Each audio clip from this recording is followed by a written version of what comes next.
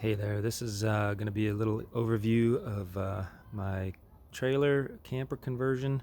This is a 6x12 Interstate 2020 trailer that I converted to camper.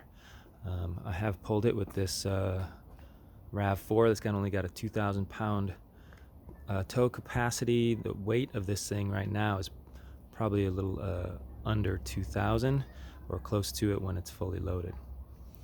Although I will say that the Tundra does a better job of pulling it. Anyhow, this is 6x12. It's got the extra, it's got 6'6" height. I think they make a 7-foot height, if I remember right. Added a spare, and that's a 12-volt marine battery with a, if I remember right, it's a 30 amp solar panel. All right, so I'm gonna take you around the side here. It's got a couple of different awnings I put on.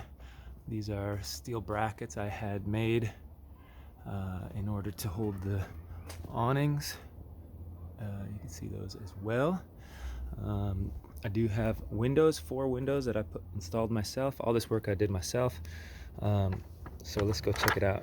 One quick thing to note on the handles is I added these extra so that these could be locked open. That way nobody can lock you in. Have that both on the front side door and the back doors. It's a little messy in there right now, as we haven't used it for a couple of months. But bunch of indoor hooks. There's my control panel for electricity. Go ahead and turn on some lights.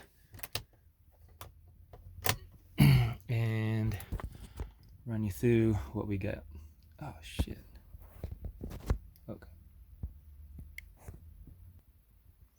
All right, so as you can see, it's not completely finished, but for the most part it is. Unfortunately, I don't have any sort of drawn up plans, blueprints of it or anything like that, but I did bring a measuring tape here so I can show you some of the ways I'll put this together.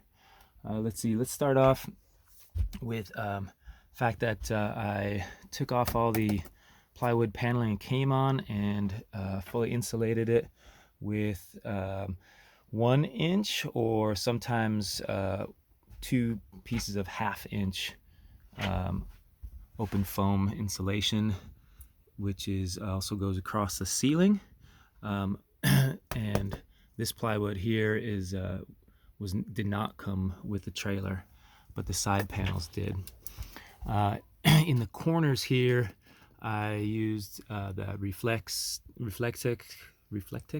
and that's about 4 to 5 layers thick in the corners because it's because of the curvature. It was that was my best option.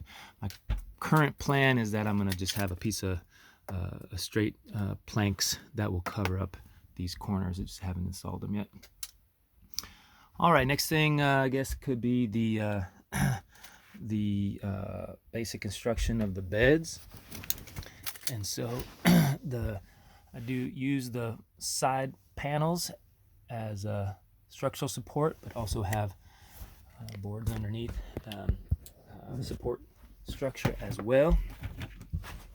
See if you got enough light under here to get a sense of this under the bed storage and the way this is structured, put together. And let's see, there's only one single support in the middle, otherwise completely supported on the ends and the sides.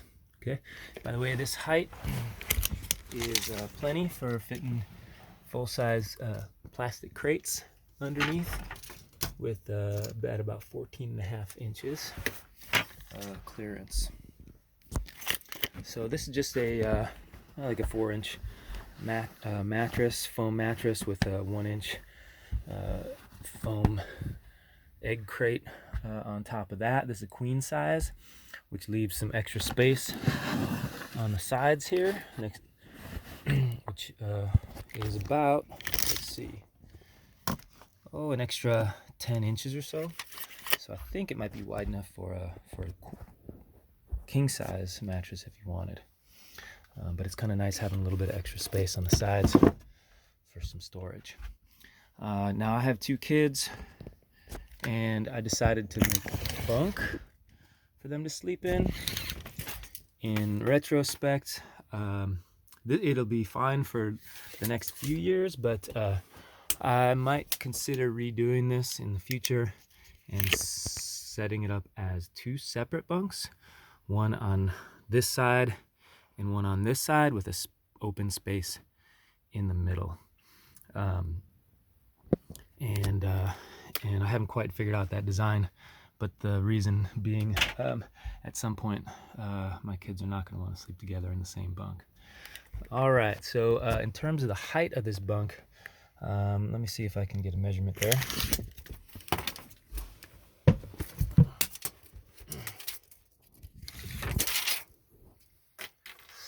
So above the top of the bottom bed, looks like it's about 32 inches of clearance. And so when the mattress is on there, it's going to be a bit less, but still roughly about 28 or so inches of clearance above our heads. And in terms of the top of this mattress, is just like a 3-inch foam mattress I've got on here. To the highest part of the ceiling is about 20 inches or so, 21 inches. So for little kids, it's plenty. For larger adults, it would be a little bit tight up there, but still doable. All right, another little note on insulation here in the front. Behind these little metal corner pieces, I decided to use several inches of spray foam insulation. And then up here, it's sort of a big plastic cap that goes up in the front of the trailer, and it's a big open space. So I filled that in with foam insulation and then used a vinyl shellac over that and painted that. So it's okay. It's not perfect looking, but it does the job. The trailer did have some of its own wiring for the brake lights and all that kind of stuff, as well as this one little light, but the wiring all comes in behind this panel down at the bottom, and so I use that same entryway for my own wiring, which comes up here, and I kept all on the driver's side. Comes into my electrical box here, and oh my god,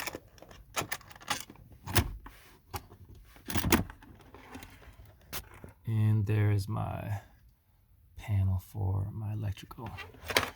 Pretty simple to do electricity, since just with the 12-volt system, it's just positives and negatives. You don't need to worry about grounding. I also have set up a small inverter. I got that for free. 800 watts is a little small, low power, so I cannot run an electric heater with that particular inverter, unfortunately, but that might be an upgrade for the future.